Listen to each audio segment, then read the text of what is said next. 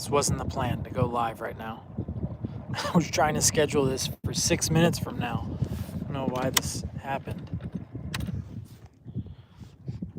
One sec. Gotta share this on Instagram. Yo, yo, yo, yo. What up, what up? Yo, yo, yo, yo. What up, what up, what up, what up? Bruh, bruh, bruh. All right, I'm just getting set up. We are fishing only swim baits right now. And we're gonna try to do it for the next hour or so.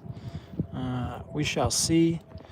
And if y'all have any questions, anything you want to see, other than not trying to give y'all exactly where I'm at. I mean, if you know Arkansas or you fish in Arkansas, you'll know that I'm on Beaver Lake. And if you know me from my content, you'd know that anyways. But what we're about to do is only throw swim baits for the next hour. See what happens. And hopefully you guys can hear me now. I got my headphones in. We brought the big camera along with us today. We also are shooting some content for a few different brands. We got a busy day ahead of us, but I wanted to start by hooking y'all up with a little hour of swim bait fishing, and hopefully we catch them. Hopefully. Let's see what happens.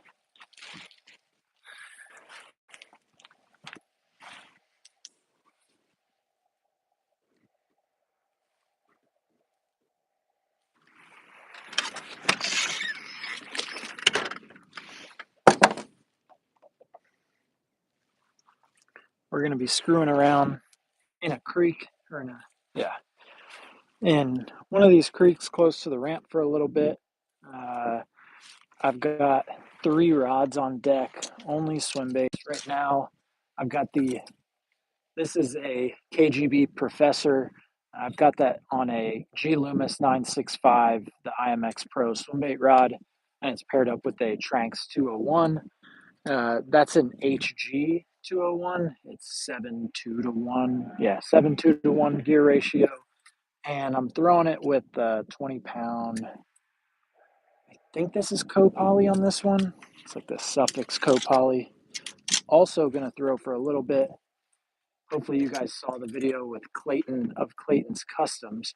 He custom made this bait out of wood, hand carved, beautiful little gill glide. The kid is 13 years old, already making swim baits. Look at the quality on this thing. Beautiful paint job, beautiful epoxy job. Really a nice bait. And he was gracious enough to honestly reach out and ask me what I wanted. And he hooked me up with the custom bait. And this thing has gotten bit quite a few times. I haven't fished it a ton, but when I have fished it, it has gotten bit. It's got like a mid sink to it. And this I'm throwing on the Dobbins Fury. That's the 795. I'll be straight up with you. It's not my favorite rod. It feels like a damn broomstick.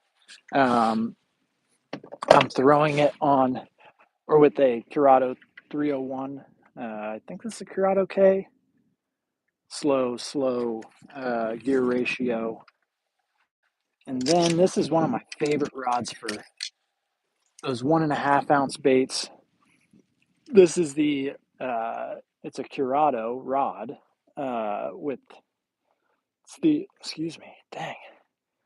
it's an extra heavy CDC 7.5 extra heavy. It's rated for 5/8 to 2 ounces and a line rating of 14 to 30.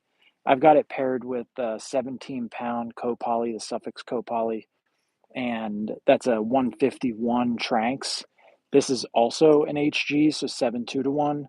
This is probably, I'm going to say the reason that I've gotten obsessed with swim baits is because of this rod right here. It throws those 1.5 ounce and under swim baits really well. Man, my dog's on the boat here licking her butt next to me. It's disgusting. Sorry. And I'm throwing that with the 6-inch taxi shad. That's the Fish Everything taxi shad. I think I might start out with this.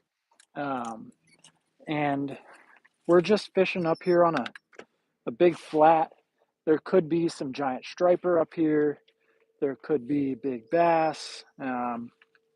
This flat will usually get a lot of bait on top of it, especially this time of year. At least that's what I would assume. I've only lived here for, I've only lived in Arkansas for a couple of months now, so I actually haven't been through a winter cycle yet. And from what I've noticed so far, it's damn good for striper. I haven't really fished a ton, and I guess I'll back up really quick. This is not necessarily winter yet. The water temps right now are 53 and a half. It's 12:30 in the afternoon here. Yesterday I was actually out as well, and water temps were it's like 56 on the main lake.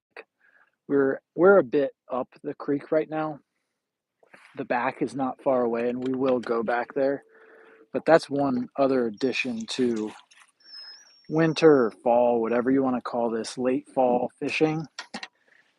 Do not put down a top water. Do not just automatically go deep.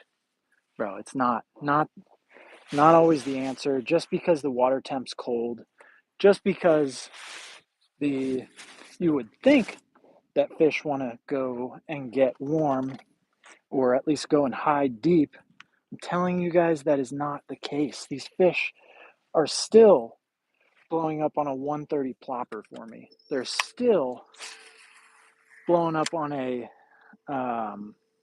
walking bait. I've been having a ton of luck on the Lucky Craft Sammy, the 100 size. It's a bit smaller, and then a lot of luck on the 130 plopper in a bone color. I've caught some of my biggest fish this fall, especially on beaver on that bait.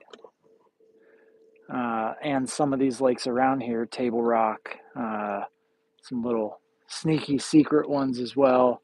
But the 130 plopper has, without question, been the hero, the straight up hero for fall and late fall, early winter fishing, especially when you get in the backs of these creeks that have gizzard shad in them. I don't know if your lake, wherever you're tuning in from, y'all let me know where you're tuning in from as well. I don't know if you guys have gizzard shad, but when you do, you definitely want to imitate them, of course. You also want to make noise because gizzard shad come up to the surface, and I'm seeing a lot of gizzard shad actually, and some big fish out there. I don't know what that is. Holy crap, we're right next to a really large specimen.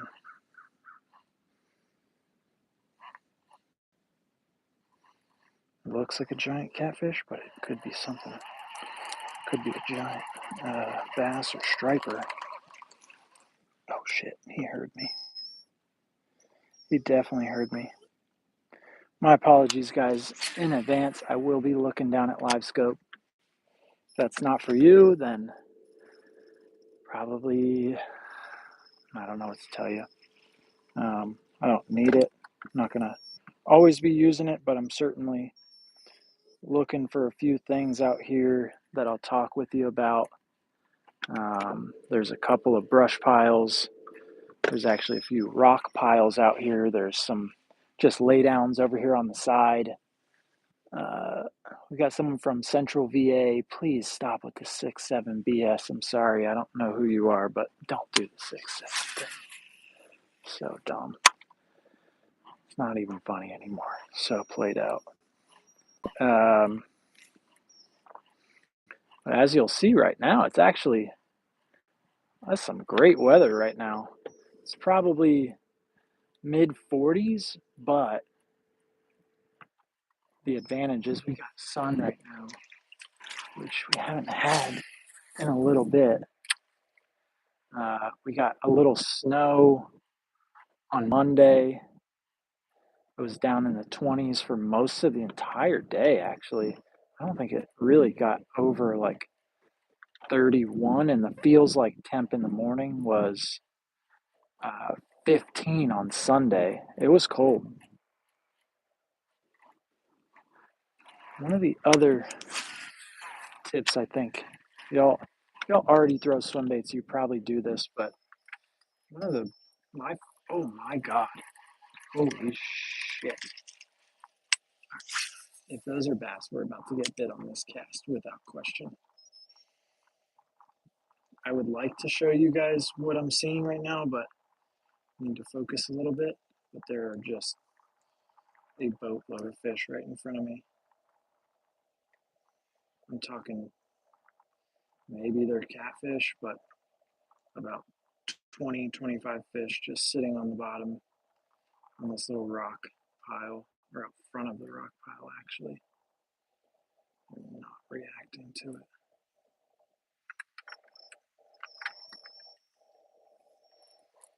Oh my god, these might be really big gizzard shad, but we're talking like really large fish, it looks like. And that TS6, the taxi shad 6-inch, is not, it's not huge. Obviously 6 inches, but you can get away with throwing much bigger baits this time of year. I know a lot of people talk about downsizing in the winter. I do it as well, especially like throwing a jerk bait or a minnow. And it definitely works sometimes, but you can absolutely upsize, especially for big, big fish. Last winter, I was still in Central Virginia. For anyone that knows me from pre 3 or 4 months ago, before I quit my job to do this full time, I was living in Richmond, Virginia, and I fished all through the winter. No downtime, no off weeks. Broke ice quite a few times. If you guys are familiar with Osborne Landing, quite a few times, and knocked ice out of the basin there, and would be the first boat to get out when it was frozen over, and caught fish during that. And I think there's probably some skeptics out there that think fishing's done in winter, one, or two, they're too busy hunting. For me, honestly, winter is one of my favorite times to fish, period, for bass, because of all the hunters that are too busy, of the big fish potential. I've caught my biggest fish, all my biggest fish in the winter. My personal best, largemouth, my personal best. Personal best smallmouth kind of came in the winter. I'd say it was late fall. It's like, oh, here we go. Come on. It was late fall. It was November, but it was cold. Water temps were in the 50s.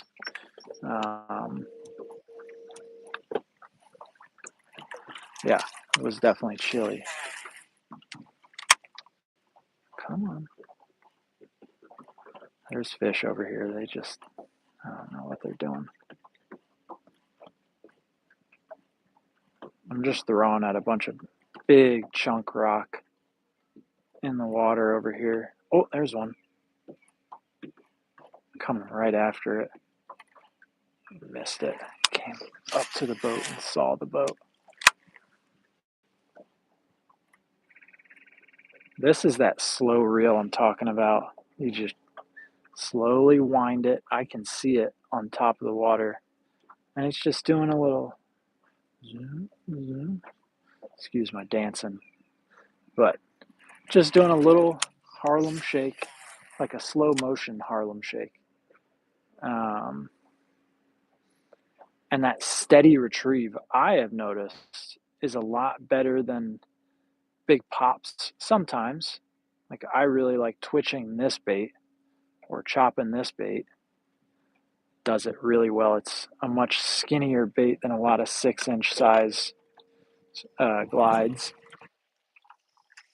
and it chops really well. That's what I'm doing in the spring, fall, that time of year. About the top, dude, you're about the top water, so I know we're relatively warmer year round in SD, but when I was at Dixon 2 weeks ago, the bass were busting on bait. Yeah, exactly, dude. Exactly. Uh, top water goes off. I mean, a lot of people on like in places like Lake Lanier or Hartwell or Murray, those are all North Georgia, South Carolina, those herring lakes. I mean, even Smith Mountain Lake in Virginia, that's one of my home lakes back in Virginia. And then all out here in the Ozarks, if you got big groups of shad, these fish, I'm telling you, they do not stop coming up to the top. I've caught fish on top water in like 30-degree air temps with like 45, like low, like high 40s, low 50s water temps. It's really not always about the water and air temp as much as it is about the forage. Fish are not that smart. They're not that tuned in. What they are tuned into is how do I eat, how do I survive, and how do I recreate. That's it. Those are the three things on a bass's mind. We're about to roll over these brush piles real fast. Could catch a little spotty here. Yeah, they came right up to the top for it.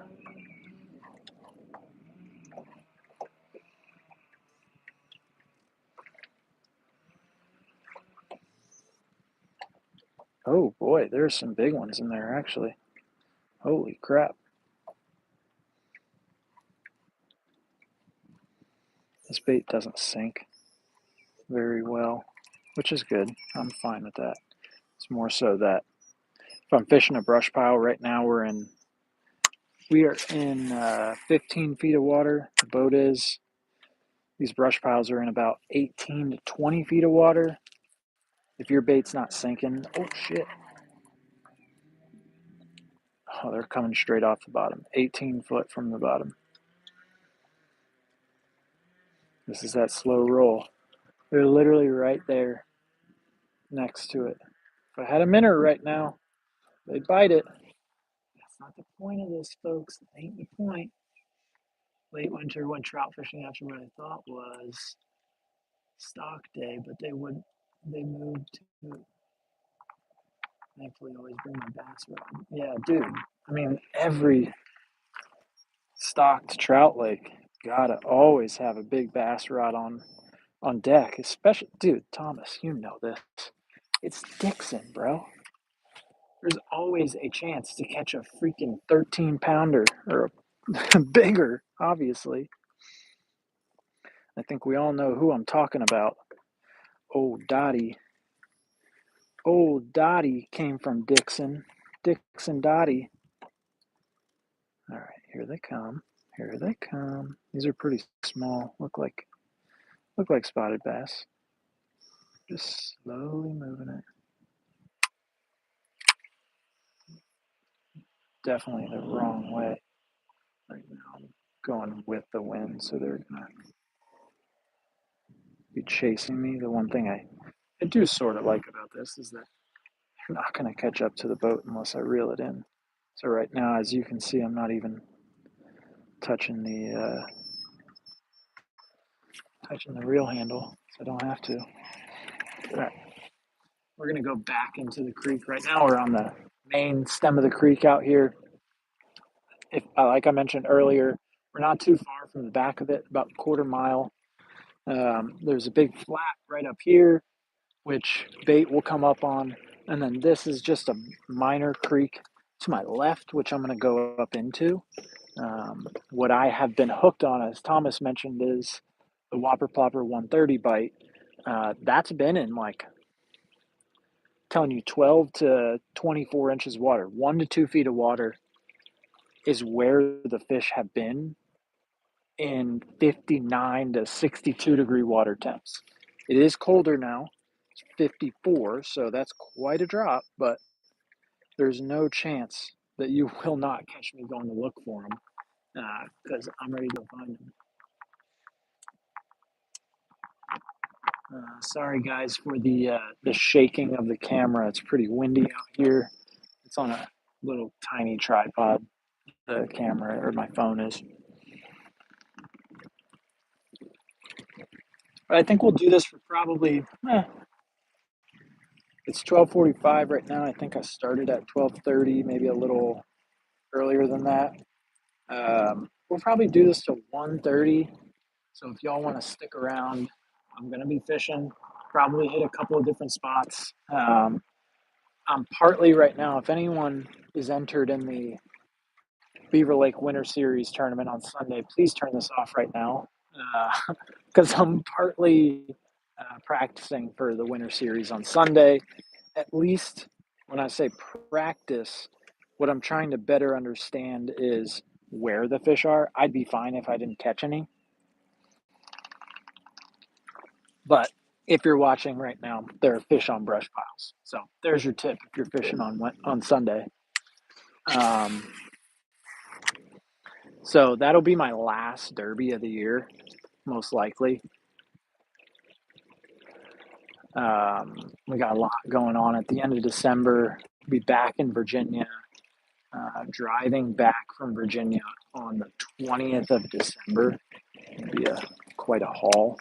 So got a lot happening, and it's gonna be a lot. I'm gonna try to get some content dialed in before the big holiday season. I screwed up during Thanksgiving. I had 12 people in town, 12 family members in town, and we rented a big house for all of us to stay in. And I had all those logistics figured out and sorted, but minus the logistics of work. So I was still working all through Thanksgiving. It was a lot for sure. So for Christmas, I'm definitely going to try to do a little better job of getting things prepped. I know you guys understand when I'm not posting as much that there's probably something happening, busy or other things going on. So I know you guys aren't mad at me. It's more of a personal thing of I would like to have content always on. Big goal for me, and this is, I don't want to say it out loud, but YouTube, I wanted to be at 5K subscribers by end of this year. And YouTube's been acting really strange for me. My normal videos back about a year ago were getting between like 7 to 800 around that mark to 5,000 views per video. And I started, if you guys know, the Movember challenge, which was fishing for 30 days straight in support of men's mental health, all the while raising $1,000 trying to. I still have the Movember fundraiser open because we didn't actually hit that $1,000 mark. And I still have to calculate my give back to it. It's 10% of the profits from the currentsupply.com, which is where you can get this beanie and this hat. Fish more, work less. That's our mantra here. 10% of all the profits from November going back to the fundraiser. And I also committed to, if we didn't hit the number, I have a lot of other revenue sources in terms of brand deals, ads, marketing consulting that I do with some other brands, those types of things. I also committed 10% of my livelihood to that fundraiser until we hit the mark, until we hit the number. So if you guys haven't donated or feel the urge to, you can find that link in any of the Movember videos. Those were all throughout the month of November. My goal again was to post a YouTube video every single day, a podcast every single day, and on social every single day. Unfortunately, I didn't make that happen perfectly. I fished almost every day. I think of the 30 days, I fished like 27 days. I took off day 5 and 6 after I found out I had gotten shingles on day 4 of the journey of that challenge. And as you could imagine, I could have just said, screw it, I'm done. After finding out I've got shingles, which was incredibly painful, but I knew that this challenge was a lot bigger than me. Like, there's a lot of people out there struggling, bottling up their feelings, carrying a heavy weight on their shoulders, and there's a stigma around men's mental health. Most of us have been taught as men to carry the burden, to be the one that doesn't talk about it. That to me is BS. I'm trying to hold myself accountable to this and not curse. Um, and not curse. Dude, Thomas, that's what I'm saying about this rod. That's why I fell in love with this rod for throwing swim baits. This bait is, like I mentioned, it's probably less than an ounce and a half, maybe a little bit. It's my most catching bait, most catching glide bait, period. No questions asked, hands down. And this rod just throws it like a dream. And I was throwing the trick shad. You guys probably have seen that 21-pound sack of fish that I caught all within like 100-yard stretch with my dog on the boat, with my toddler on the boat.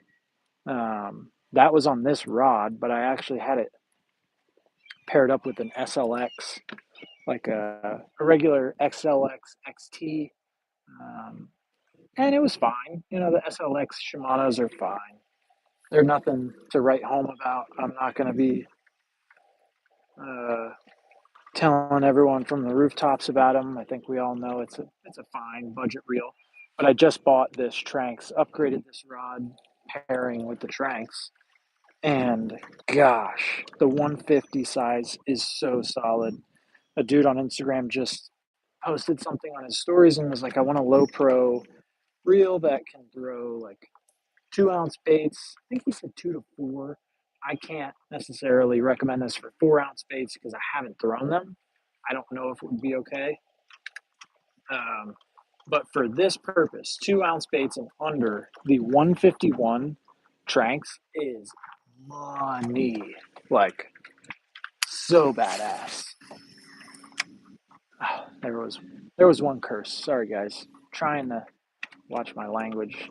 It's tough. Tough when you curse like a sailor when the camera's not on. I'm gonna get out of here in a sec. Not really seeing a lot of fish.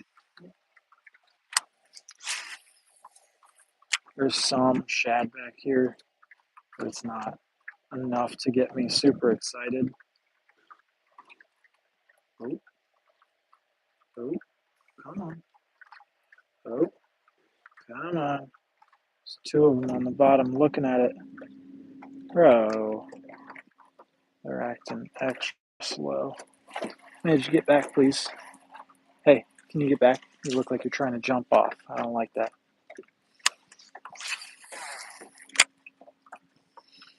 Here's that slow reel. There's 2 fish on top. Oh, those could be turtles. Those are probably turtles with the way that bait just literally went right by them.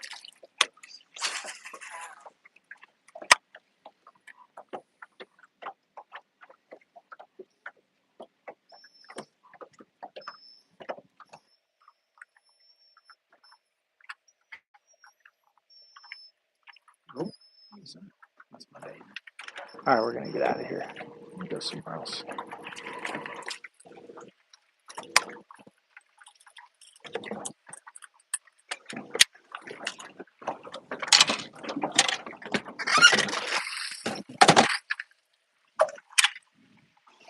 Yo, yo, yo. we're gonna go take a quick run elsewhere. So now, like I mentioned, we hit a little pocket off the main river. We hit a flat, we hit some brush piles. That's 3 things for me. We also hit rock. So 4. They were on the rock. They were on the brush pile. The brush pile is plural. So those are 2 really good signs for me, because what I can do is go find more brush piles, more rocks. I got a whole lot of those marked, and I know right where to go to find them. And I think what we're going to go do, kind of contemplating right now, like I mentioned, that way is to the back of the creek. I don't know if I'm feeling it right now. I did hit the back of a creek yesterday, and it got chilly. The water was very cold. We had some rain, cold rain, and snow on Monday, so things are going to change, especially that back of the creek bite. That's definitely a fall thing, and I think we're starting to see the actual turn of events uh, towards winter. It's not going to be warm anytime soon, or at least in the 7-day forecast. And I think we got to start changing tactics. I think Sunday we'll probably be fishing an A-rig a bit. We'll probably throw the swim bait. That slow reel is what seems to get them in the winter. We'll shake a minnow, maybe topwater. We'll see. All right, we're going to go somewhere else.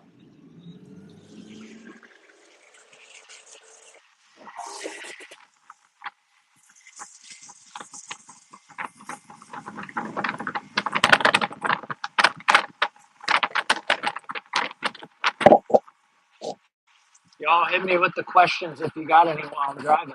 It's going to be about 4 minutes.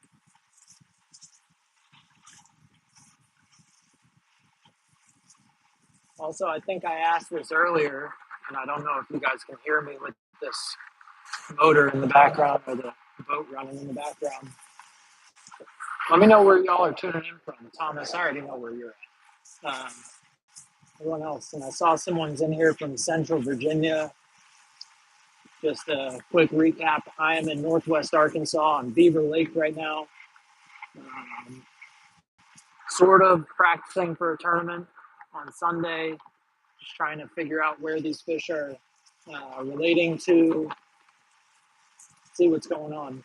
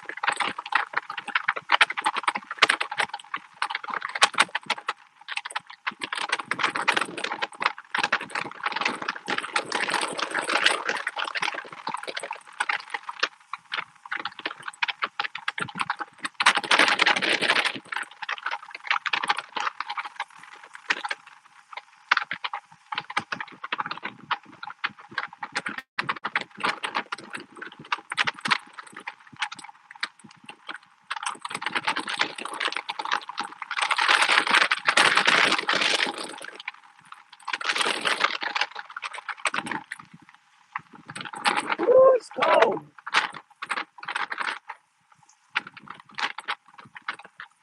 Damn, it's cold. It's like 40-something degrees, and it's fine when you're sitting still because you got the sun up there, but ooh, it's chilly when you start moving.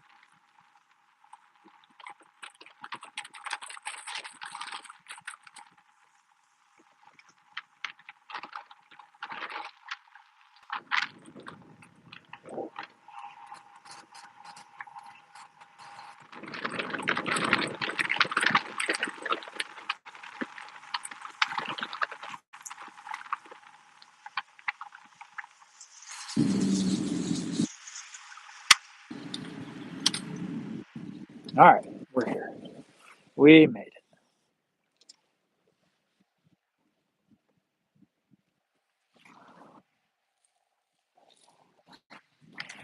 Again, if y'all are just tuning in, throwing swim baits only today for the next couple of hours. We'll probably end this stream next 30 minutes or so. I said 1:30 originally, but we'll see. If we start getting on them, we'll keep it on. But really what I'm doing right now is trying to figure out what fish are relating to, because as Thomas said in the caption, if you weren't here, I've got a derby on Sunday that I'm fishing. And I'm just really trying to figure out where they're at. I'm not trying to blow them out, not trying to do anything crazy and catch a bunch of fish. It's actually not what I want to do. Sure, I'd like to see them. Sure, I'd like to raise them. Might even bring the camera up here so you guys can see what I'm looking at on live scope eventually. But for now, I'm really got swim bait rods on deck because if I catch one, I want to catch a big one. But otherwise, I'm not super concerned about even catching one. Oh, yep, there's fish.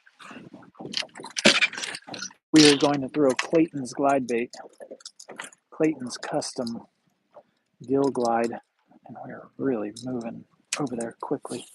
Shit.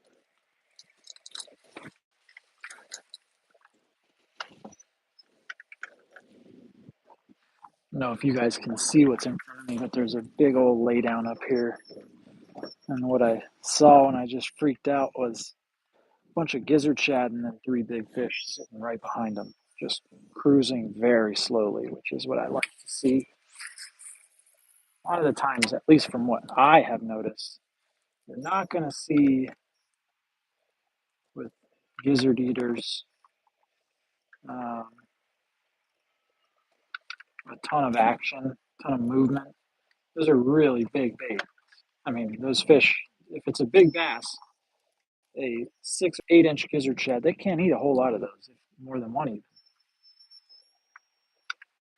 So it's not really in my best nature to be looking for a ton of fish, but it is in my best nature to be looking for the big ones and the big gizzard shad, because that's where the big fish usually are going to be, is around those big gizzards this time of year, at least here. I don't know, I just said that, and I'm using a bluegill glide, but these fish are, oh boy. Ooh, you got a follower. I'm just slow rolling this thing. Just had a big one come off the tree over here. He is lazy following. 2 feet behind it. Bastard. All right, there's fish there. Once again, like I said earlier, there's a couple of different styles that I can fish. One of them being laydowns, brush piles, wood in general. That heat will collect, and it looks like they're on wood. Looks like they're on wood.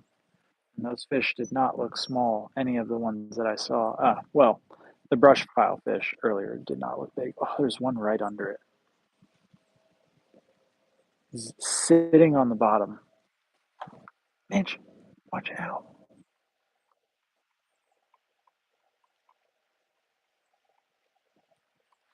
I thought I was about to get him to eat right there next to the boat. He was literally just sitting right on the bottom. Like, oh, I think I might have a fish right now. Oh, that's bottom. More leaf.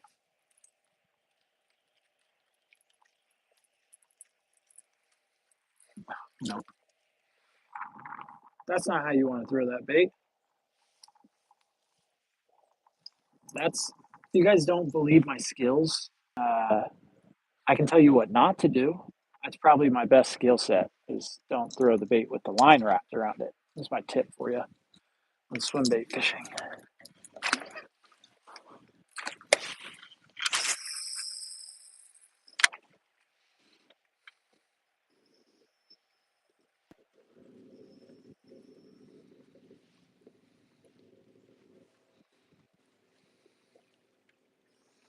Thomas, 100 degrees, bro. That's nuts.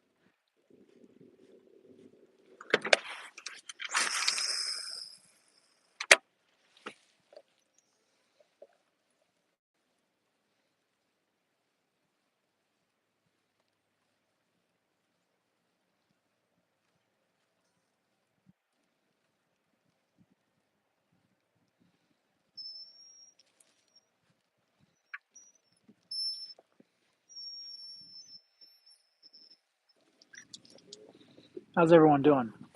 Y'all need anything from me?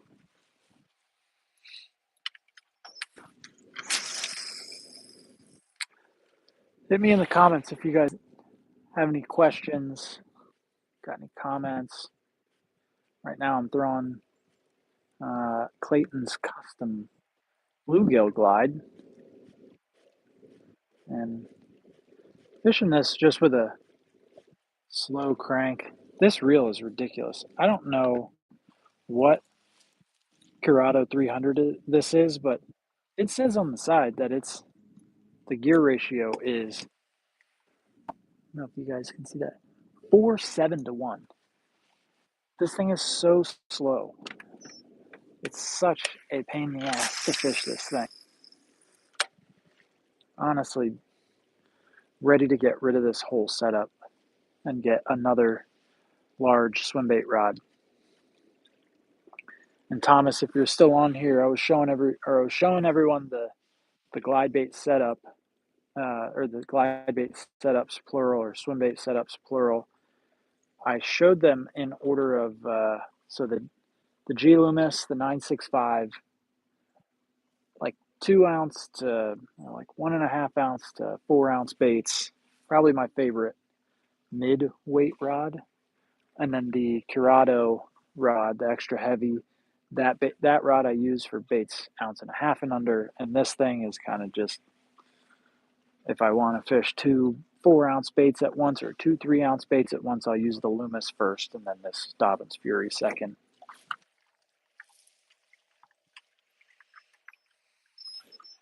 Another thing about this area that's pretty fun, the giant striper moved back here. And when I'm talking giant, I mean the big ones. I had a huge one eat the fly back here, and right now we're in 5.5 feet of water. It was pretty eventful. Ate it like right next to the boat and came off. Just it's really hard to hook those big stripers because their mouths are massive. And typically I'm fishing a pretty small fly. Like you don't have to throw a giant 6-inch fly like you would with a swim bait trying to imitate that. You don't have to do that. It's like throwing a little minnow at a big fish. We all know they work. Yesterday caught 2 big striper on the minnow, 3 or 3.5 inch minnow, like an 1/8 ounce jig head. One of them was about 12 pounds, the other one was 8. Or not small fish.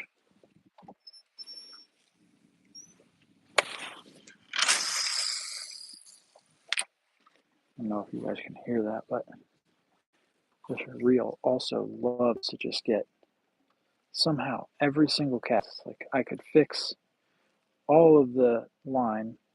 Next cast, it's going to be bundled up somehow. I don't know what's the deal with this thing. Midge, stop. Shh. All right, you're about to get thrown out of the boat. There's a person over here. It's like a little, not a sidewalk. Of course, bro. Oh, that was Domo. That said 100 degrees. I was like, no way San Diego is going to be 100 degrees. Like, you must be in Palm Springs or something, Thomas. Midge, go to the back. Go. Go. Stop. Bro, go. Go. Stop, dude. You're literally on a boat. Chill.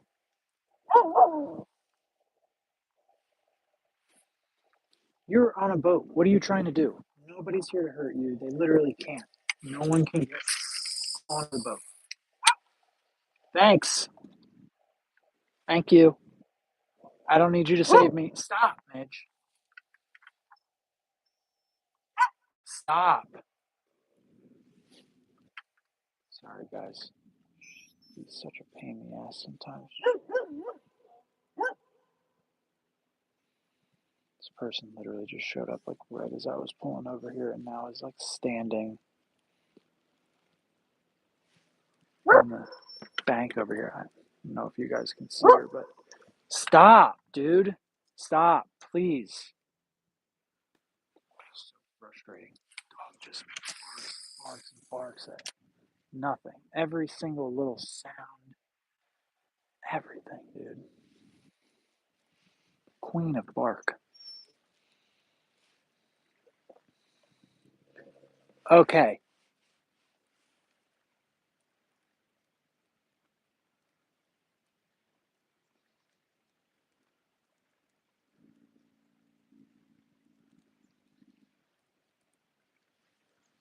Lady, get out of here.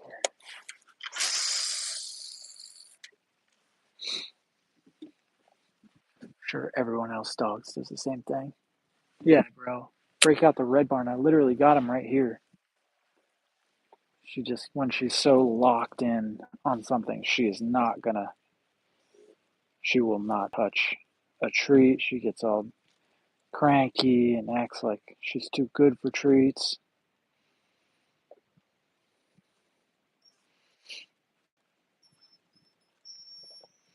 Boys, they're up here, but they're just moving really slow, I think. They had that one follow back, and he was literally just glued to the bottom. Came all the way out after it, like sat right under the boat. Wasn't a super small fish either. He was just sitting on the bottom, straight sitting. Which to me, that's another bait indicator. Obviously, fish a jig. They're just glued to the bottom. Get a jig in front of their face, they're highly liable to eat it. If anyone's just tuning in, all we're doing today is fishing swimbaits. Right now, I got the Clayton's Customs on. It's a gill glide. Clayton is a 13-year-old wood swimbait maker. He's hand carving these things. Really beautiful baits. If you guys want to check him out, he's on Instagram. I think it's Clayton's Customs. If you look that up, there's some numbers in it too in the name. But Clayton's Customs. Good kid. Really does some great work. Hope that he stays at it. He mentioned that he's going to try to actually purchase some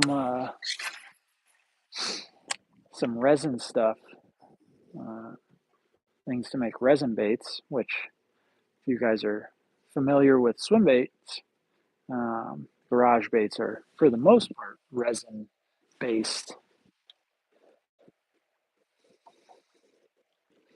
Like this is going to be a resin bait that I'm throwing right now, taxi shad. Oh, there's literally one right under it again.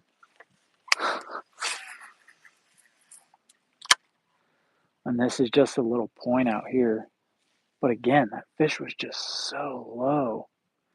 Like I could see him, and we're only in, he was probably in 4.5 feet of water, so I could see him on the bottom, just slowly trailing right behind it. Probably not going to commit to it. But that tells me that they're somewhat active, somewhat interested, which is always a good thing. You know, maybe they wouldn't eat the swim bait today. Who knows? Maybe that specific one wouldn't eat the swim bait. Maybe it's that specific swim bait. Maybe it's the way I'm working it. Maybe I need to swim it a little faster, a little more aggressive to wake them up. Who knows? Oh my God. There's a huge striper behind it. Oh my God. Dude! Oh my God! Oh my! Oh, oh, dude! My whole body just got chills. Oh my gosh. I don't know if you guys can see this, but oh my God. This wake right here. Here's his turn. The wake is right here. I didn't even notice he was following me. He was following it since it landed. He's up in 3 feet of water, just like I said when we got here. There's giant striper back here. And I started swimming it fast, like I just told you guys. Maybe they don't like the slow. Maybe I need to change things up. He tried to grab it, came all the way back to the boat. I saw him right here. It was a giant one. I'm talking like that was a huge fish. All right, they're back here. Okay, and I'm seeing gizzards bouncing around. Guys, I think we may be fishing a little bit longer than till 1:30 on the live stream. So if y'all got time, I think we found the giant striper. Dude, I just about crapped my pants. Honestly, I looked back, or I looked up. I wasn't looking down at the graph. I haven't been. It's too shallow in here. And he had swirled on it up here. And I didn't notice it when it was happening. I think I was looking at you guys. He had swirled on it, and I looked up, was like, oh my God, that's like the kind of swirl that happens when you got the trolling motor on 9 and you slam it. It looked just like a gigantic movement of water. And then I started twitching it again, started giving it the juice, the real chop. And all of a sudden I could see a shadow behind it. And he got within 10 feet of the boat and just like did the normal striper thing. If you've ever seen him on live scope, they come up, try to like smack it usually, and they'll go back down, then they'll come up, go back down. Usually they do that multiple times before they eat it, but I could see him in real time with my eyes in front of me do that multiple times until he saw the boat, because he did one of those come up, but the come up was towards the boat. So as soon as he did it the last time, he clearly screwed me over, because then he saw the boat. But I think this may turn out to not be a bassin mission. It might end up being a striper mission, which, folks, if you know me, you know I'm totally fine with that. The only part that I'd be frustrated with is not having the fly rod, because I want to get a 40-incher on the fly before the end of the year. That is what I want.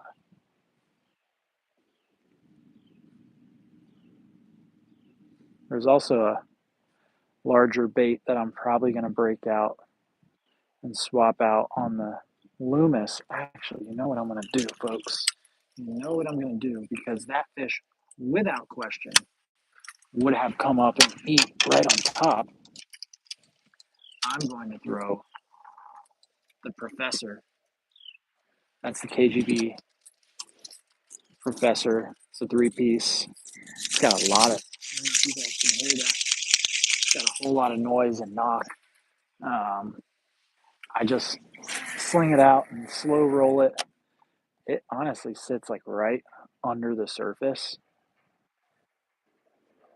Probably should turn off live scope, actually, because these fish can feel that, those big fish. And I definitely don't want that to be the reason that I don't end up catching one. But I'm just, I don't know if you guys can see the speed, very slow, and it's just creeping. I can see the tail. It's got like a yellow tail on it out of the water. The head stays just under.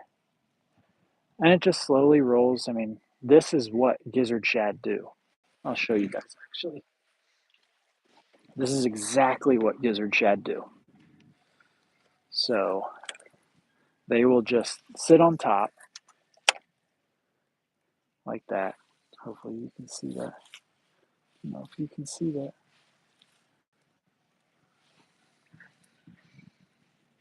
Let's see.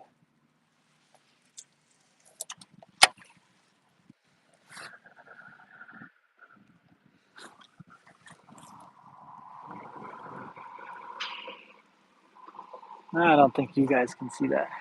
That's all right. But that's what gizzard shad do. They hover right under the surface. They do their little splashes.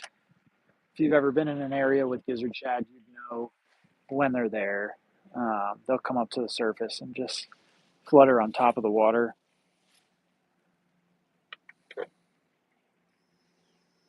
Guys, I think we got a pretty good chance of catching a giant striper. There's never just one. Never. That doesn't happen.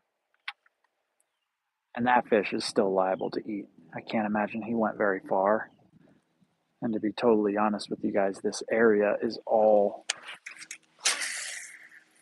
about the same.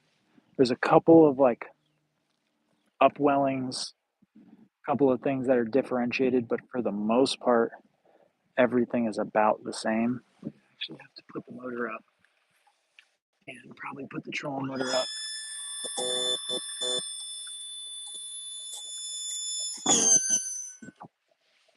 Because I catch them in 12 inches of water back here. Like the boat's actually in 12 inches. Sometimes the fish are a little deeper, but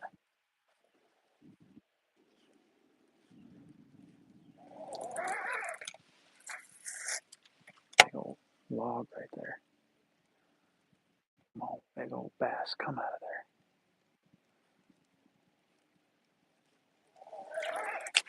This is a big flat up here you're usually up on top of. It's kind of a sloping little point right here that goes out, and they'll sit on the end of it. There's another gizzard next to me. They're not as thick as they were 2 weeks ago or so, was the last time I was back here. There were tons of them just filled in back here. And there were tons of big bass back here.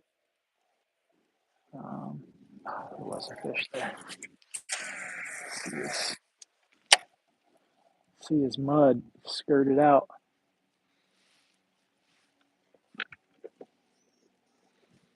There he is right there. It's a little pound and a half. Small fish. Guys, now we are in 2 feet of water now. I gotta put the trolling motor up because it's already about to hit bottom.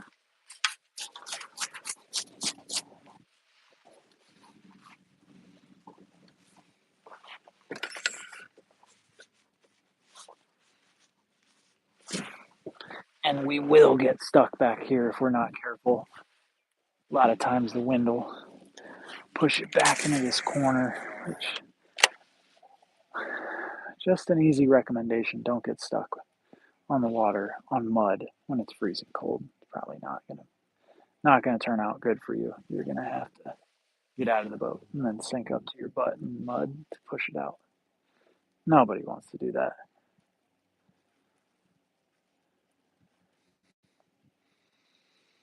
Come on, giant striper. Dude, now I wanted to catch a big bass when I first got out here, but to be honest, I'd prefer a 20-pound striper.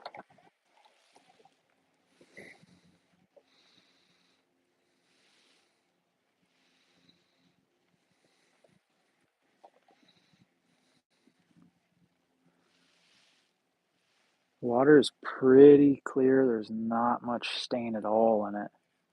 So a lot of times when I'm back here, I'll just stand up here on the front deck, see if I can see any shadows in the water. It's hard because this is kind of a sandy, muddy-ish bottom. Bunch of gizzards just under me. So the bass actually just blend in back here. But sometimes you'll see a stick or a log or a bunch of tires back here that you can throw at. And that's that little bit. I'm telling you guys, it doesn't take a lot of imperfection to pull a fish in. We're talking like a single rock or a single stick in the water, and a fish will relate to it.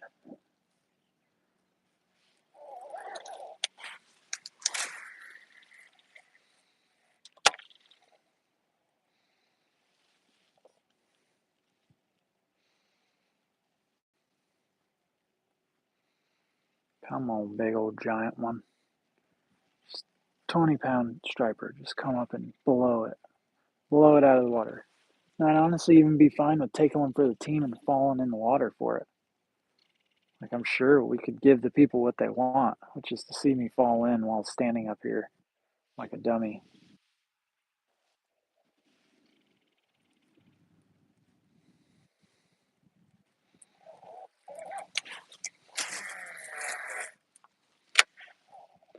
One other thing about me that some of you guys may or may not know, this company, Smith Optics, this was a company I worked for not long ago. Any luck today? I've had quite a few follows. We're only throwing swim baits. No luck yet. I just had that fish was probably a 40-inch striper show up right in front of me under my bait. And he saw the boat before I could get a hook in him, before he could actually commit to it. Otherwise, no luck yet. No fish in the boat. But we're only throwing swim baits. We've been throwing the KGB Professor here for a few minutes, throwing the Taxi Shad by Fish Everything, throwing a small bait maker, a kid named Clayton, Clayton's Customs. It's a like 6.5-inch gill glide. And we're actually, we're in 18 inches of water right now, maybe less. This is what we're in right now. As you can see, it takes about no time to get there. Oh, it's actually hard bottom, but it's on the 1, 2, 3, 4, 5, 6th eye. Motor might hit back there. Midge, did you have to move right to where this thing was? My dog is just love bringing her on the boat, but sometimes it's a lot.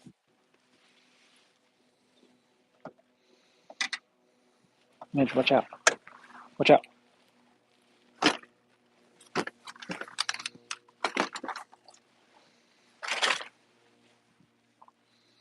Bro, you're very much in the way, dog. I don't know why you choose to always do this while you're on the boat. You make everything more difficult. Love having you here, but the problem is I feel like you do it intentionally. We've been live for 63 minutes now, folks. We got to catch one. Oh, I think actually we are stuck. It's either the motor. It's definitely not the. Yeah, it's the motor.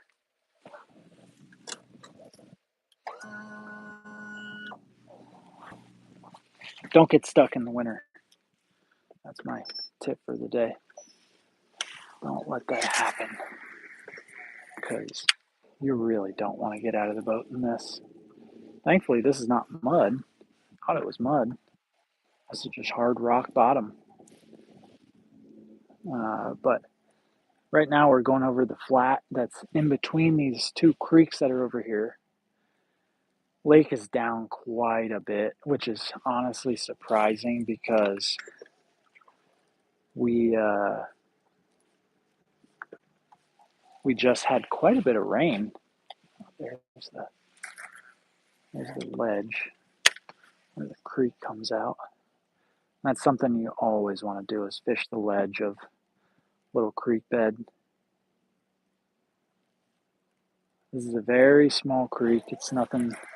It's not like what you would. If you know bass fishing, you know what I mean by a creek. And I'm not saying it's like a traditional creek you drive by the road and see it. This is a sometimes there's water in it creek. And what these fish do in the winter, and especially in the fall, the bait comes back here. And on this lake, it's gizzard shad, or at least if you can find gizzard shad in the back of a creek, it is likely you're going to find big fish on this lake. Specifically, it's going to be largemouth, smallmouth, and striper. And I already saw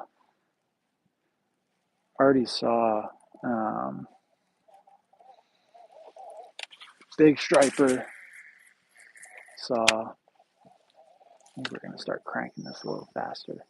I already saw some big gizzard shad. So I know all of the ingredients are back here. You just got to get one to bite. Got to get one to bite. Come on and bite. And I'm going to roll this thing a little faster. I think maybe the super slow was just keeping it too high in the water column, but what do I know? I'm going to try some different stuff.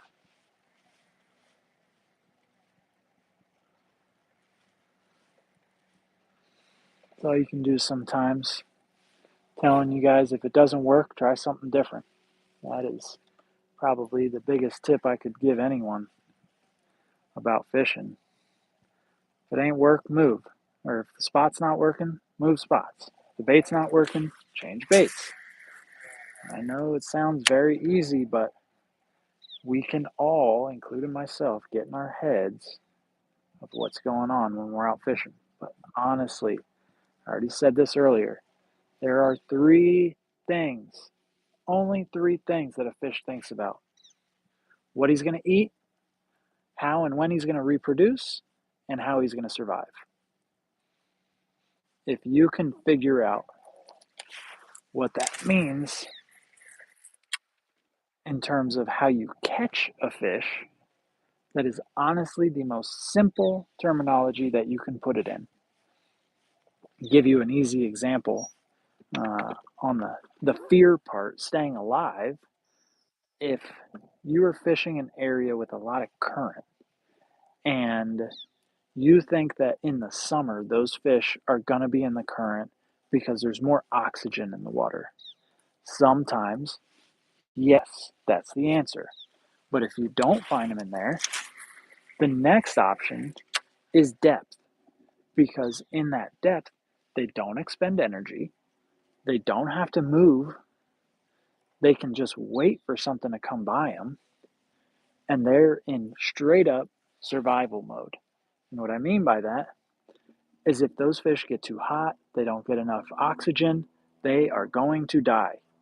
That is why fish go super deep certain times of the year.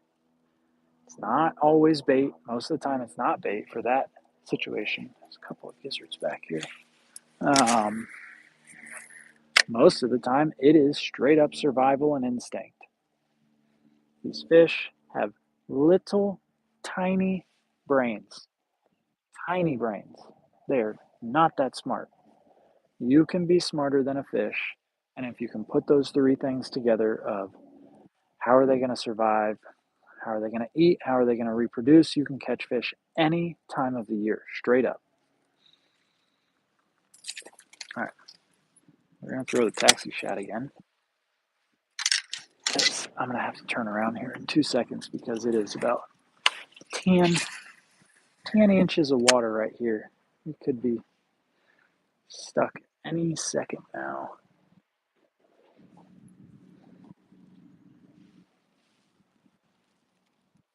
Bunch of tires back here, all kinds of stuff for him to hide in. I can guarantee you I've seen multiple fish already. It seem like they're not wanting to eat. We got pretty high sun right now.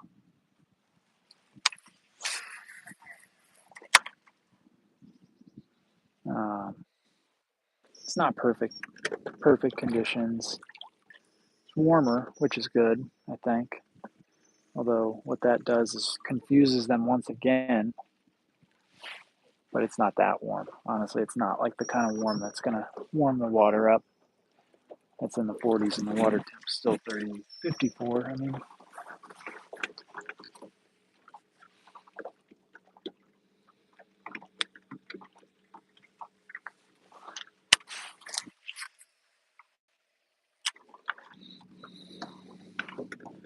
so now we're going to run up this bank here on the left side. I don't know if y'all can see it, but bank up there on the left side.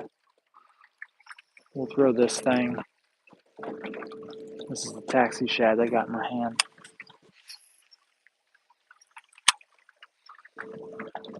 Let's see if there's a big striper over here or a big bass. quite a few smallmouth off this bank. Some big largemouth over here. A couple of nice pieces of debris in the water. Sticks, there's tires, laydowns, all kinds of stuff. There was a bass. Ran a bass over.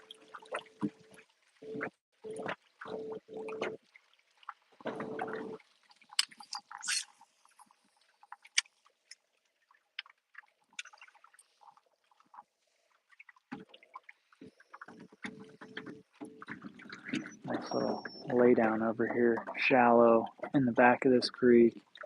There should be fish on it, but for some reason, I only caught a couple of fish out of here.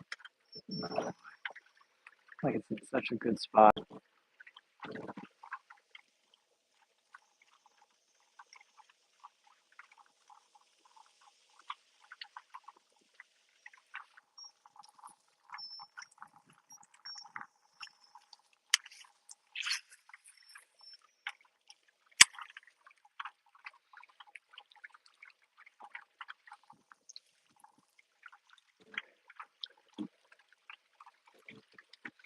Come on. I have a lot of faith in this area. As you can probably imagine, since I haven't left in about 30 minutes and we still haven't caught one. This area's got a lot of different things in it, which is why I like it so much.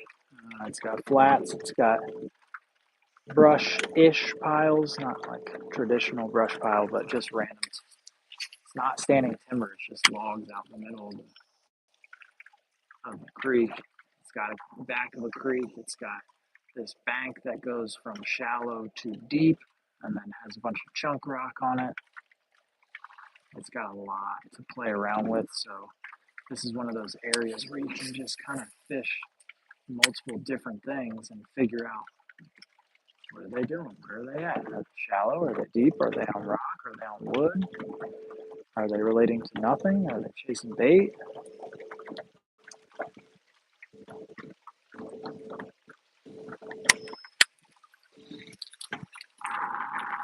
Boy, that wind, once it turns on, as y'all saw in the beginning, I didn't have this jacket on, but now I do.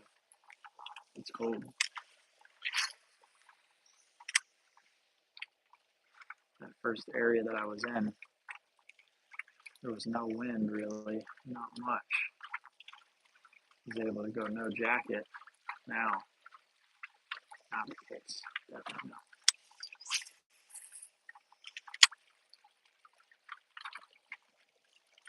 I'm going to try to just get through here pretty fast, so I'm going to fish a little quicker. Who knows, maybe we'll find out that's actually what they wanted the whole time and why they weren't eating it on that slow roll. There's always a possibility.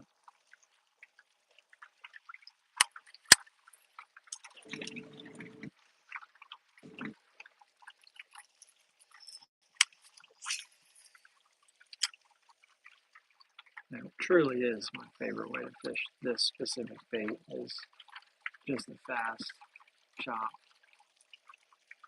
At least when they're aggressive. I've seen that they really like it. One thing that's frustrating, and I just bought what I need to do to fix this, is supposed to be size 2 hooks on here, but this damn thing keeps getting caught around the back side of it, pain in my nuts. It's every other cast, sometimes every cast.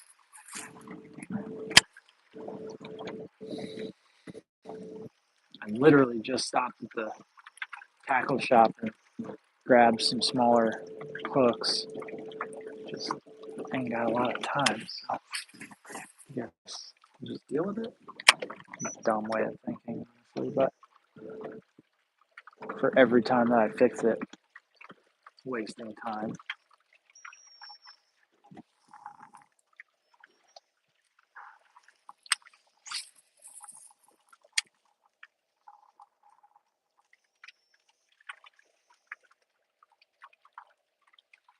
I don't know.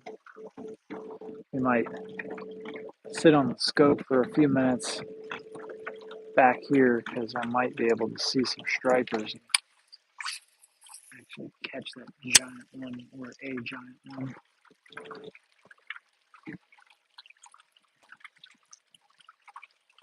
That'd be pretty fun. There it is again.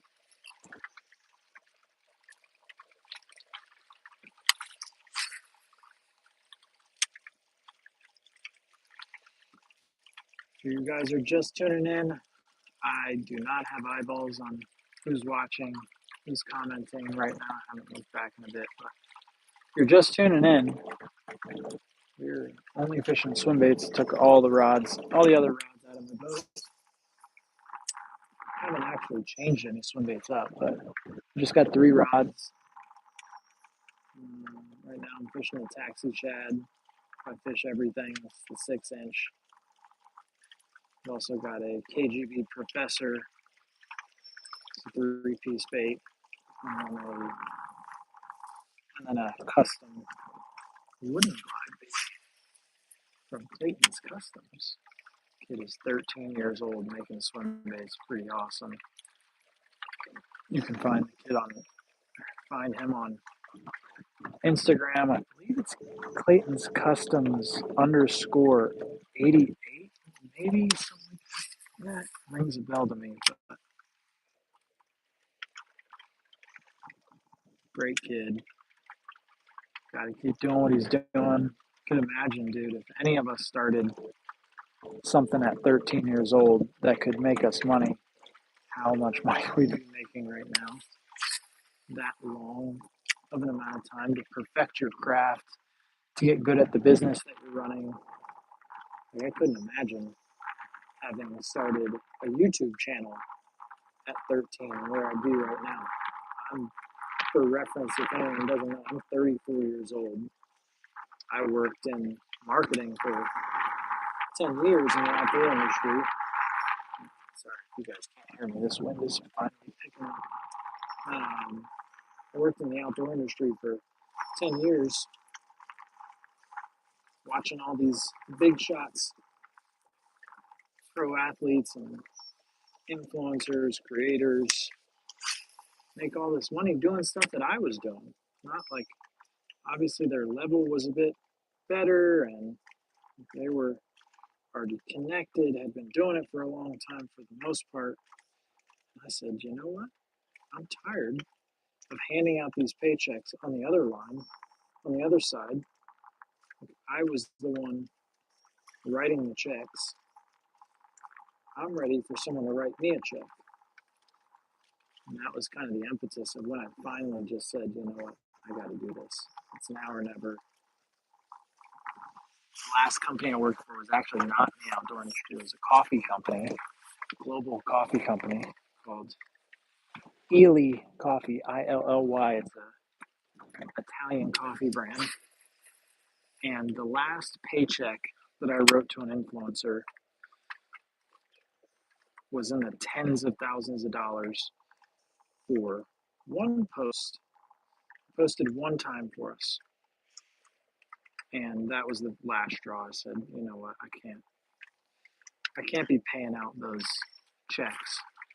And watching, the part that frustrated me the most was sometimes when you paid out those big checks, you'd see these influencers, creators, whoever they were, not give 2 craps about your brand, just act as if it was a paycheck. I was so against that. And I made a couple mistakes where I gave paychecks to people like that, and honestly made me feel bamboozled and even bigger. Like I could do 10 times better job working with the brands that I trust or have built credibility and trust with. Like maybe they're brand new to me, but they are open. And this is something that I do is I'm not going to work with brands that I don't know about their product unless it's a specific situation or circumstance. I do have some specific things that I will do with brands I don't know or trust. But some of the brands I work with, they weren't necessarily someone that I'd used product already, but they were open to giving me the time to testing out their product, making sure it was a fit first, and then working together. Because on my side, that I don't want to work with brands that I can use their product and then it's trash.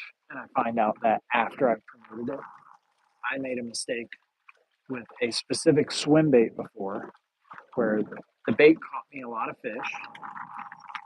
It kind of introduced me to swim bait fishing, glide bait fishing.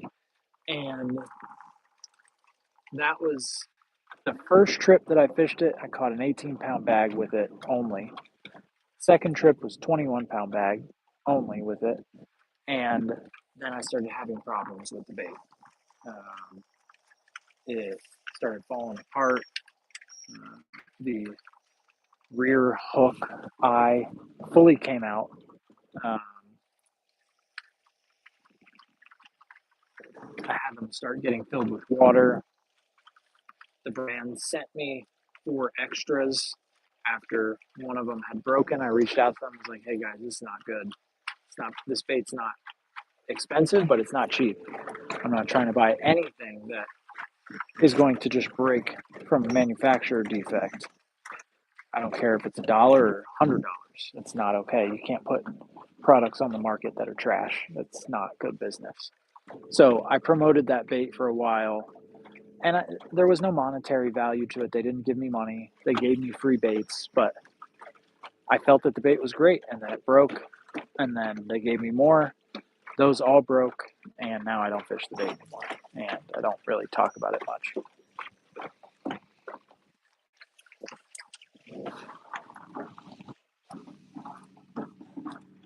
It's 1:47. We're going past the deadline.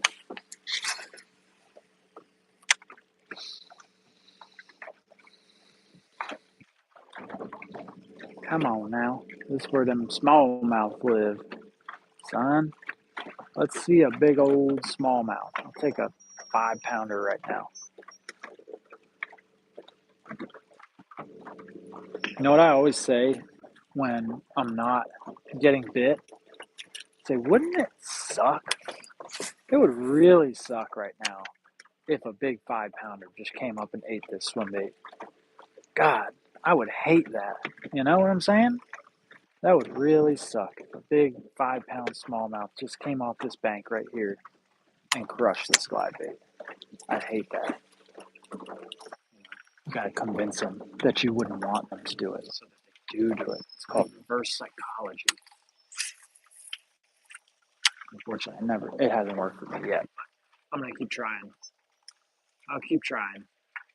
Entice them fool them into biting. But honestly, what I'm starting to see at this point is that it might not be a glide bait day. Maybe could get bit slow rolling a big boot tail soft bait. Maybe.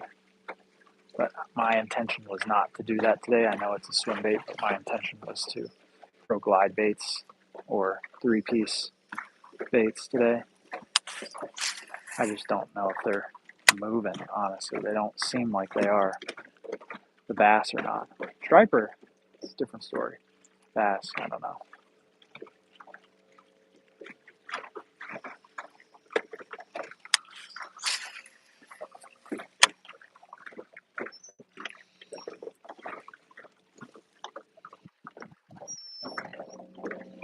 Any stripers out there? Where are you guys at?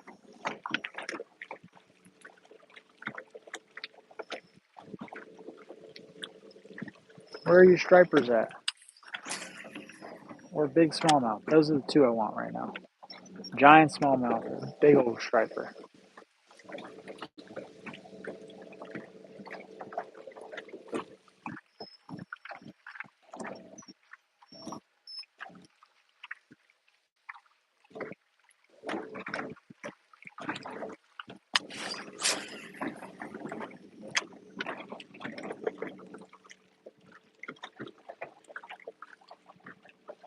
I'm not going to sit up here much longer. This is not the juice. I'm not going to sit up here any longer, actually.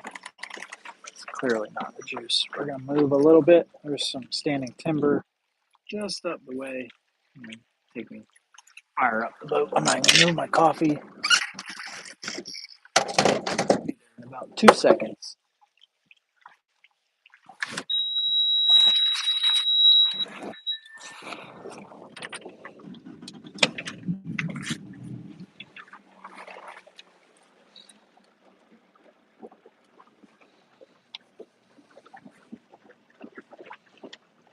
I don't know how to work this dang thing. I don't know how to see who's still on here.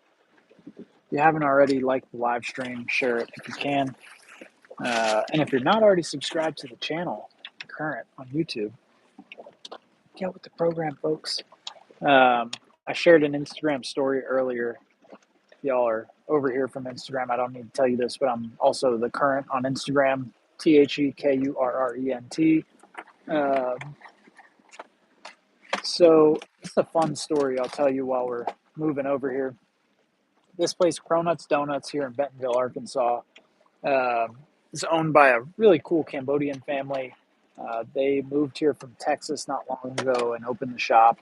And I was taking my kid to school. I take my kid to school most mornings. And we started stopping in there. They're really friendly, really inviting, really nice people. We started talking about fishing. One of the guys had a fishing hat on, like a PFG or Columbia hat. And I said, hey, do you fish? Typically how I start every conversation if you wear anything fishing related. Um, and so we started talking. It's like, hey, would you be interested in fish? Like, I don't keep fish, but I catch a lot of them that I think would be fine to take out of this lake, aka Kentucky spotted bass and striper.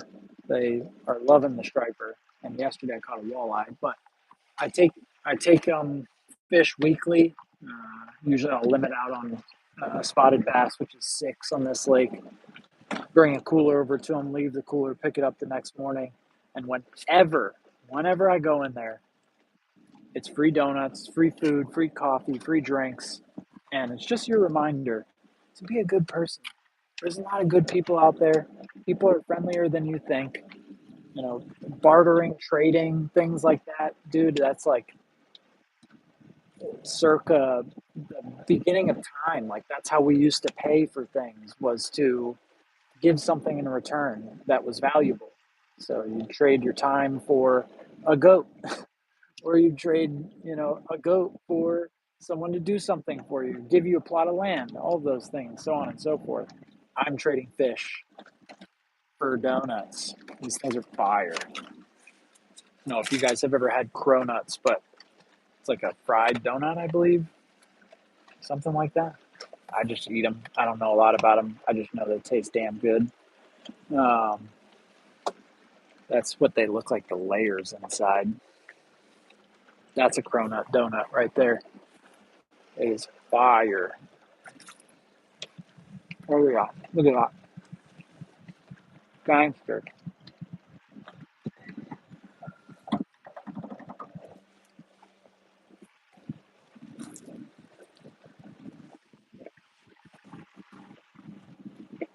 Let me put side scan on, see if there's any bait out here. This is actually where I caught the bigger striper last night.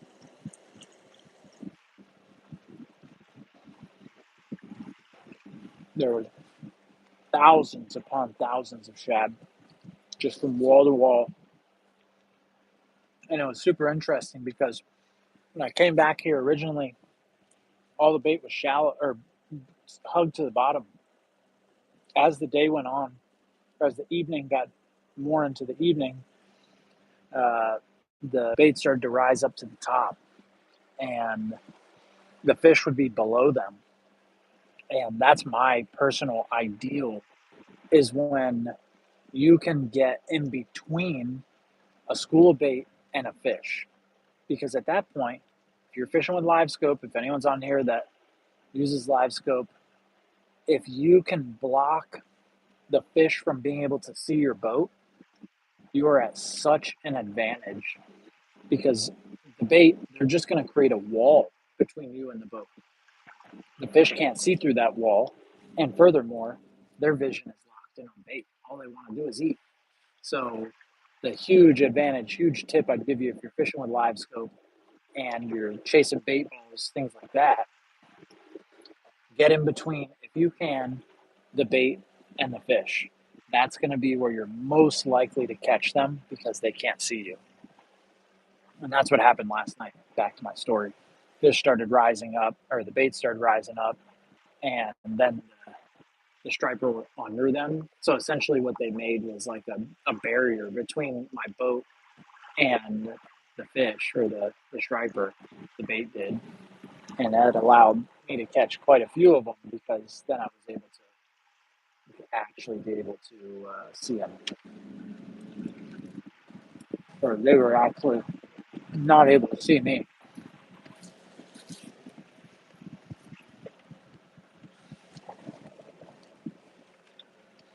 I'm not really seeing a lot of bait. This is what I'm looking at right now. Let's see if I can give you guys a view of this. But just chilling on side scan, cruising out here.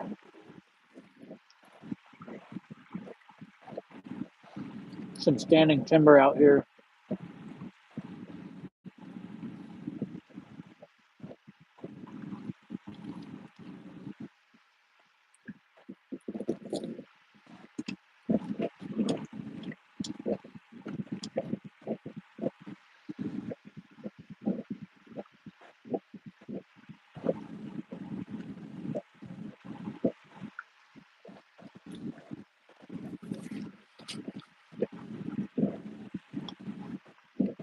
That's what I'm looking at. Just the side scan, trying to find some bait, see if they're up here or they were back there. I didn't see them back there. Not big schools, just a couple of gizzards, which is pretty normal. But you really want to see big schools of them. I'm only going to fish for probably 15 more minutes or so, or at least keep the live stream on for 15 more minutes or so. Appreciate all you guys for tuning in. If you aren't already, get subscribed to the current on YouTube, on Instagram, on TikTok. Go check out the Fishing for a Living podcast. That's my podcast where we talk with professionals in the industry, whether they're bass fishing pros, they're pro creators, pro photographers, videographers, artists, all kinds of stuff. People who have turned fishing into their way of living. We talk about how they've done it, how they got to be where they are, what sacrifices it took, all that good stuff that before I hadn't really heard those stories. And that's kind of why I wanted to do it, because I'm doing the same thing. And not only am I sharing this knowledge with you guys, but I'm also getting this knowledge for myself. Like selfishly, I've worked in the industry. I'd say I've been fishing for a living ish, worked in marketing at multiple fishing brands or outdoor industry brands. And that was cool, but I was creating someone else's dream for the past 10 years. And it's finally time to do it myself. So hearing how other people have done it has really helped me a lot already. I've interviewed 6 people so far. I've got 2 this week. Got one tomorrow, another one on Friday. We got an episode launching tonight. It's been really cool to hear other people's stories, get to know new people, get to know how they've done it. Oh, there they are. Yellow. Yeah, it's been fun. So, like I mentioned, Fishing for a Living podcast on Spotify, it's on Apple, and it's on YouTube. And typically I launch it around 5 p.m. on Wednesdays, but well, it's always going to be on Wednesdays, but timing is going to be the question. I'm out here right now at 2 p.m. and be totally transparent with you guys. I actually haven't even started to edit this episode, so it's going to be a grind as soon as I get home. Might even do it out here on the boat. It'd be kind of fun.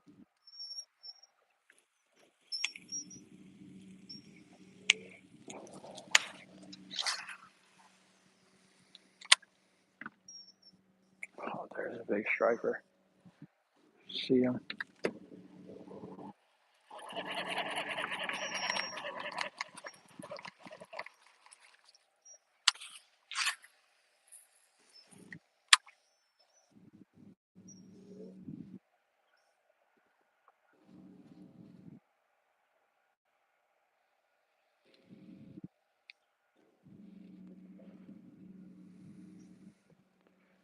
Trying to let my bait sink down to the striper down here. Oh, looks like he noticed it. Maybe. We're in like 20 feet of water here.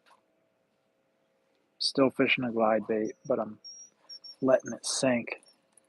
That's not my ideal way of catching these striper with a glide bait. Honestly, I want to see them up shallow or close to the surface. Makes it a lot easier to catch them because the bait works a hell of a lot better when it's just straight line to you.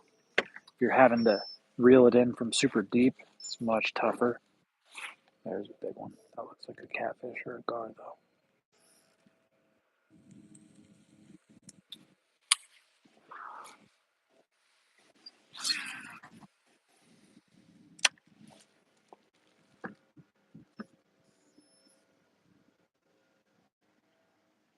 That definitely looks like a gar or a huge carp.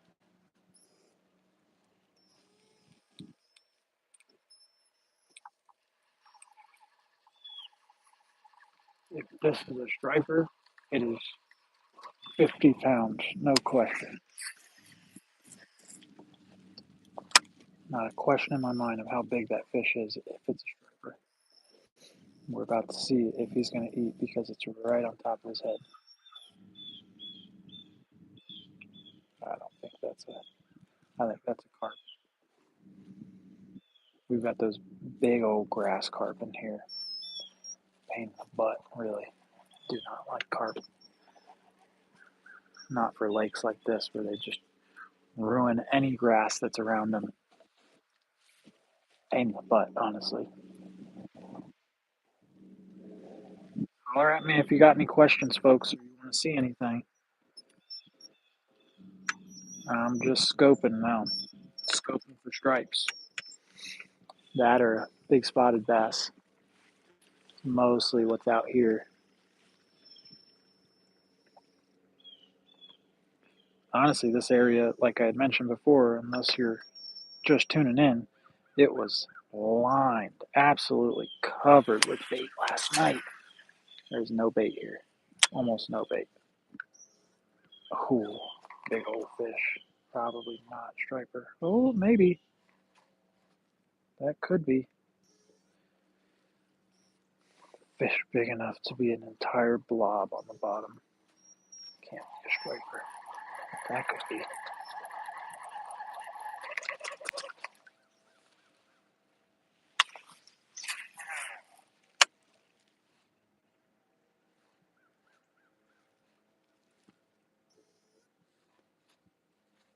Probably not.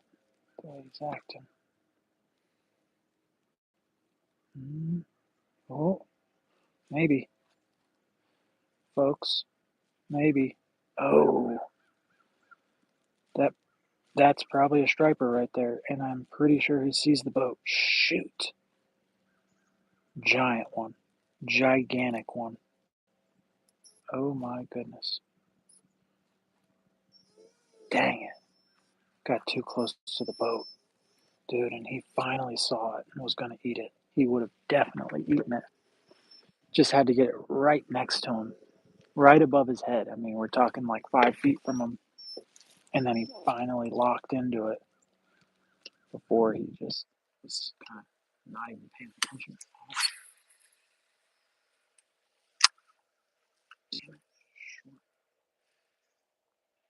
Oh, oh, I think those are striper. Quite a few fish just sitting together over here. And they moved in terms of like how they're looking at the bait as soon as it hit. Oh boy. Oh. Ooh, those might be striper. It is quite possible. If they are, they big.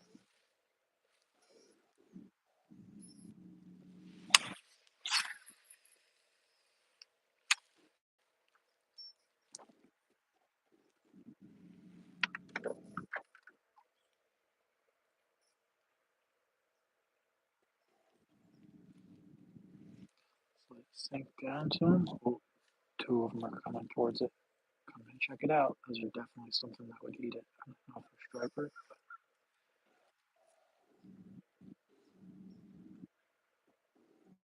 They're showing interest just very lazily.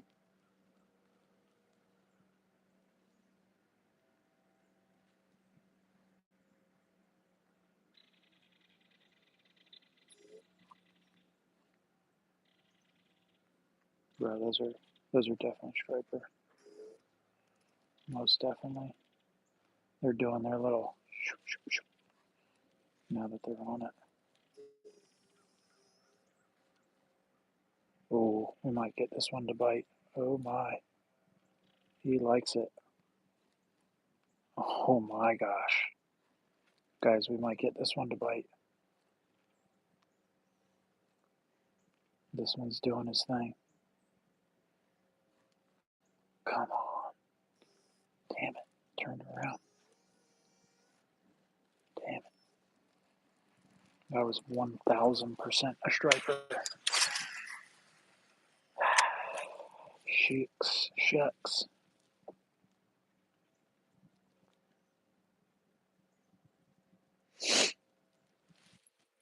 Got her giant bass, but most likely a striper. Oh my god, here we go. Not even paying attention. Fish is finally coming up for it. Whole mess of them. I'm going to give you guys a view of what I'm looking at here.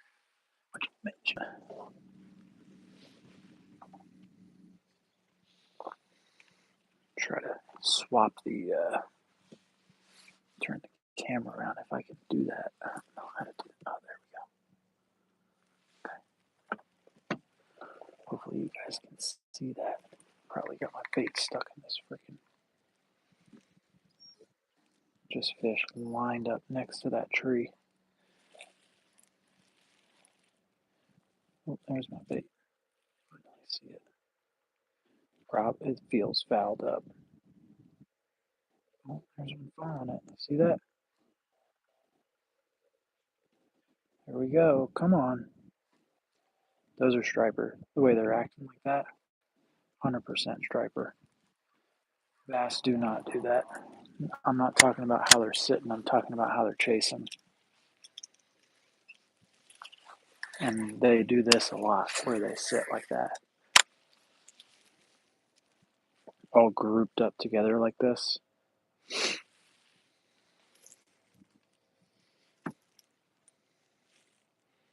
Hopefully you guys can see my bait there. It's floating down to him. And that fish is starting to rise up. Oh god, here he comes. Oh, he got scared. Oh, that's a striper. Oh, dude.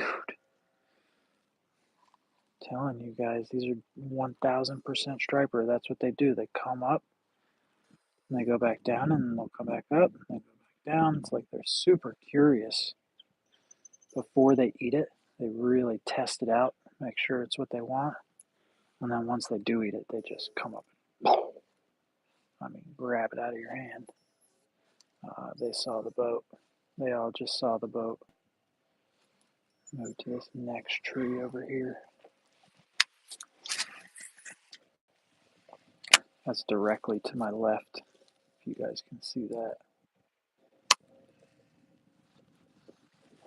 About a 45-degree angle right there. They're just tucked onto the bottom. A rig or a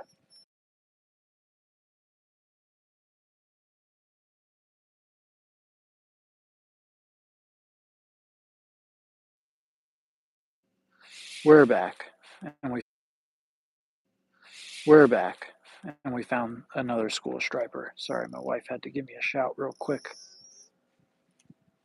Oh, look at all those fish over there. Those are without question striper.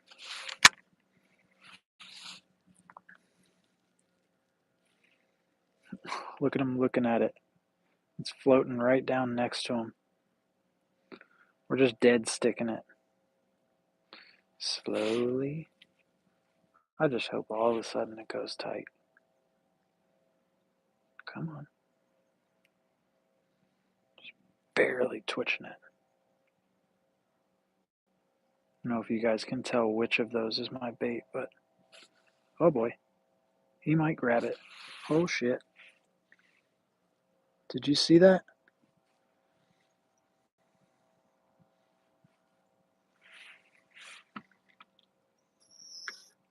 Oh, he did it again.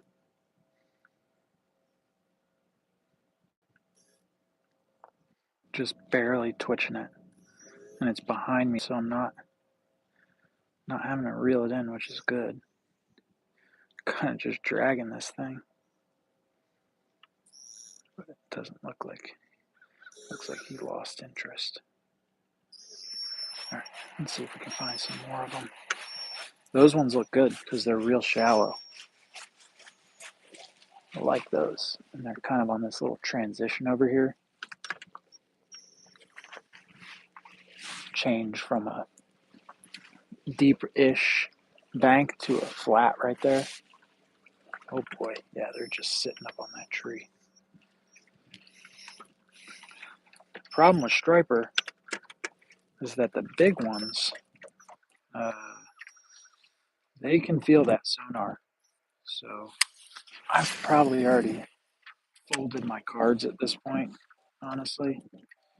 But maybe not. Who knows? Maybe we'll still catch one. Look at them, dude. Look at them. They see it. Oh, they see it. They most definitely see it. Just gotta roll it really slow. Oh, he's gonna bite it. He's gonna bite it. Look at that. Oh, dude, this is what I'm talking about, the striper thing.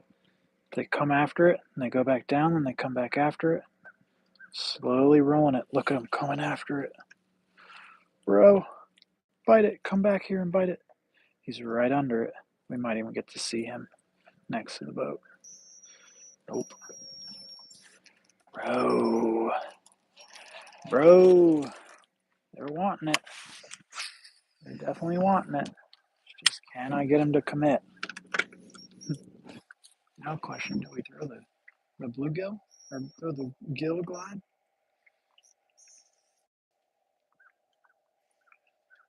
Funny, this lake they actually catch some megas on live bluegills. Probably the most underrated. I have never used them, but seems like maybe one of the most underrated baits that you could use, at least for striper.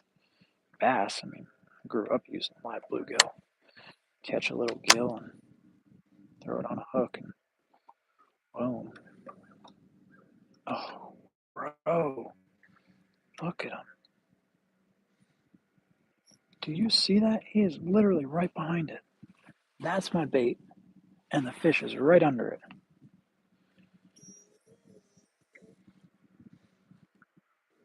Come bite it. Don't be a little wimp, dude.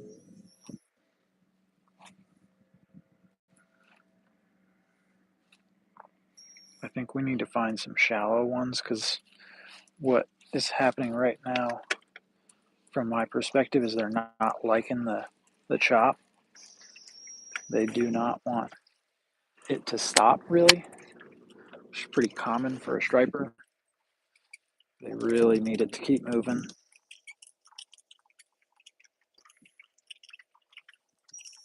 Or else they'll be on to you in a heartbeat, knowing it ain't real.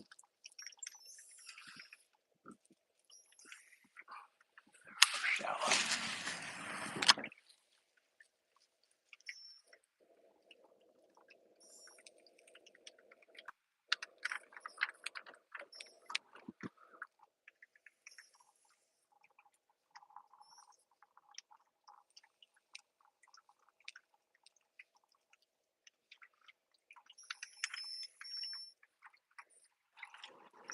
Here, dude. They're shallow. They're right up here. Those are some megas right there. Oh, and they're lit up on the bottom. All on the bottom.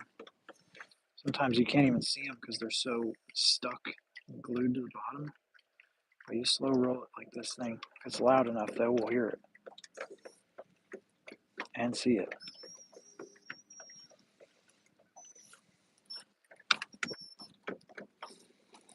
Oh, they're up there. brother. They're way up there.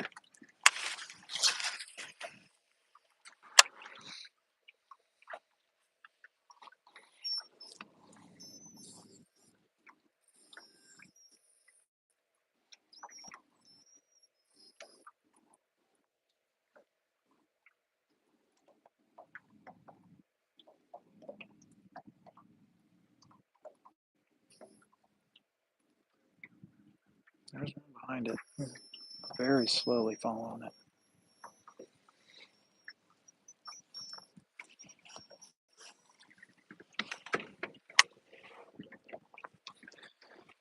I have to swap baits real quick. We're also running out of juice. I got a battery pack that I'm gonna grab real quick because I might as well try to catch one actually on live stream because that would be sick.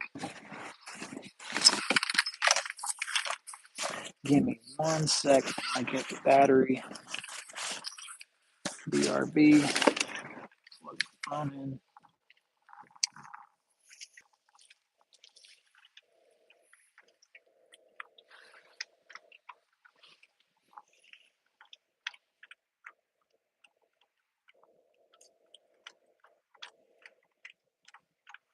Phone is plugged and we're good for a little bit longer, homies.